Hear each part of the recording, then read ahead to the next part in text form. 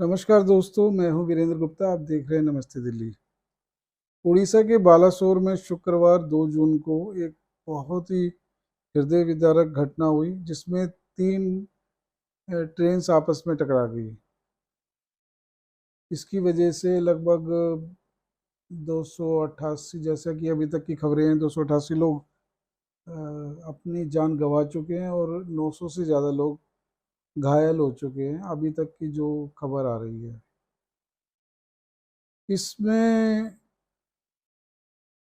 बहुत ही अभी तक की बताया जा रहा है कि इतिहास की लगभग सबसे बड़ी घटना इसे बताया जा रहा है। अब इसकी वजह क्या है क्या नहीं, इसके बारे में तो थोड़ा वाद विवाद अभी चल रहा है, लेकिन इसमें एक विशेष चीज जो दिखाई दी है वो ये दिखाई दी है कि इस आपदा की घड़ी में जो आरएसएस है, जिसे राष्ट्रीय स्वयंसेवक संघ के नाम से जाना जाता है, उसका रोल एक उल्लेखनीय रूप से सामने आ रहा है। अब ये क्या रोल आ रहा है, थोड़ा इसके बारे में डिस्कस करना चाहेंगे। ये देखिए, उड़ीसा में जो कुछ हुआ शाम को, जो यह दुर्घटना हुई 2 जून को, शुक्रवार के दिन, इसके बाद जो है, जैसी दुर्घटना होती है शाम के समय, जो राहत टीमें हैं, जो एनडीआरएफ की टीम है या जो प्रशासन की टीम है, उससे भी पहले जो संघ के स्वयंसेवक है वो घटनास्थल पर पहुंच जाते हैं और राहत का कार्य शुरू कर देते हैं। ये बड़ा, ये देखिए उल्लेखनीय बात है कि जो प्रशासन और टीमें, जो राहत कार्य की टीमें आने से पहले इस संगठन ने अपना काम शुरू कर दिया। और जैसे जैसे रात होती गई तो इनकी संख्या बढ़ती गई। लगभग बताया जा रहा है कि 250 के आसपास स्वयंसेवक इस काम में लगे हुए थे और वो हर तरह की मदद कर रहे थे।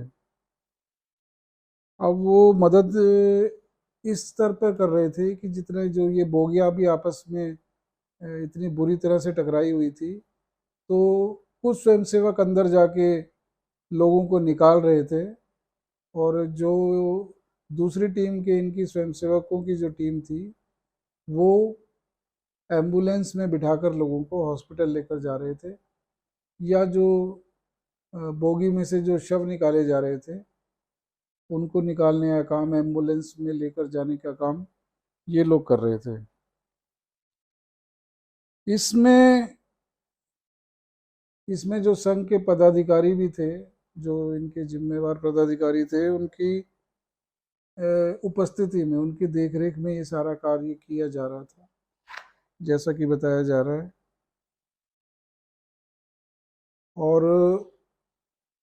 जो इसमें उल्लेखनीय बात रही वो ये भी थी कि लगभग 300 यूनिट ब्लड डोनेट किया संघ के स्वयंसेवकों ने। इसके अलावा जो वहाँ लोग और भी रक्तदान करने के लिए आ रहे थे, उनका भी सहयोग लिया और लगभग 500 यूनिट इकट्ठा किया। इसमें देखिए बात एक और भी है कि खुद तो मदद कर ही रहे थे, लेकिन जो लोग और जुड़ना चाहते थे, मदद करना चाहते थे या किसी भी तरह का सहयोग करना चाहते थे, तो उनका समन्वय बनाकर एक अच्छी व्यवस्था उन्होंने की। और जो घटना स्थल है वहाँ से लेकर हॉस्पिटल तक हर तरह के काम में ये स्वयंसेवक लगे रहे। इसमें देखिए इन्होंने कई तरह के काम किए। शवों को निकालकर एम्बुलेंस तक पहुंचाना, घायलों को हॉस्पिटल में भर्ती कराना, खून की व्यवस्था करना और इसके अलावा भोजन और पानी की व्यवस्था करना। इस भीषण दुर्घटना में जो जीवन खोने वाले यात्रियों के शवों को उनके परिजनों को सौंपने तक का भी इन्होंने पूरा उसकी भी व्यवस्था संभाली हुई थी। और कटक के जो एससीबी मेडिकल कॉलेज हॉस्पिटल एक है, क्योंकि इतनी बड़ी दुर्घटना हुई थी तो कटक में भी इसका इंतजाम किया गया था हॉस्पिटल में, तो वहाँ भी इनके स्वयंसेवक जुड़े रहे और सेवा का काम करते रहे। संघ के जो क्षेत्रीय सेवा प्रमुख जगदीश खाड़गा और उनके प्रांत सेवा प्रमुख शांतनु माझी भी दुर्घटना स्थल पर उपस्थित थे और उनकी प्रत्यक्ष देखरेख में ये काम किया गया। ये तो बताया गया कि जो इन्होंने काम किया, लेकिन दोस्तों इसमें देखिए संघ के बारे में जो परसेप्शन बनाया जाता है, इनके बारे में जो बताया जाता है, जो राजनीतिक विरोधी दल इनके बारे में प्रचार करते हैं कि ये तो एक फासिस्ट संगठन है, और एक उनके राजनीतिक कारण हो सकते हैं, लेकिन इसके बारे में जो जिसका चित्र पेश किया जाता है वो यही पेश किया जाता है। बल्कि कुछ तो विपक्षी नेता इनकी तुलना आईएस के साथ, जो आतंकवादी संगठन है, उसके साथ भी करते हैं। लेकिन जो सेवा के काम होते हैं, विगत में भी देखा गया है कि जितने भी सेवा के काम है उसमें बढ़ चढ़ कर ये लोग भाग लेते हैं। चाहे वो बाढ़ का समय हो, चाहे भूकंप का समय हो, या कोई दुर्घटना हो, या और भी कोई विपत्ति आ जाए। पीछे कोरोना काल में भी हमने देखा कि जब ये व्यक्ति अपनी सांसों के लिए भी जूझ रहा था, उसे ऑक्सीजन नहीं मिल पा रही थी, खाने पीने की भी दिक्कत थी क्योंकि रोजगार वो कर नहीं पा रहे थे घर में बंद होकर, तो उसके लिए भी इन्होंने लोगों के खाने का प्रबंध किया। और उनकी रसोई इतनी विशाल थी जो इनके संघ कार्यालय में लगी थी, कि एक राजनीतिक पार्टी ने उसे अपनी रसोई बताकर एक राष्ट्रीय समाचार पत्र में प्रकाशित कराया था।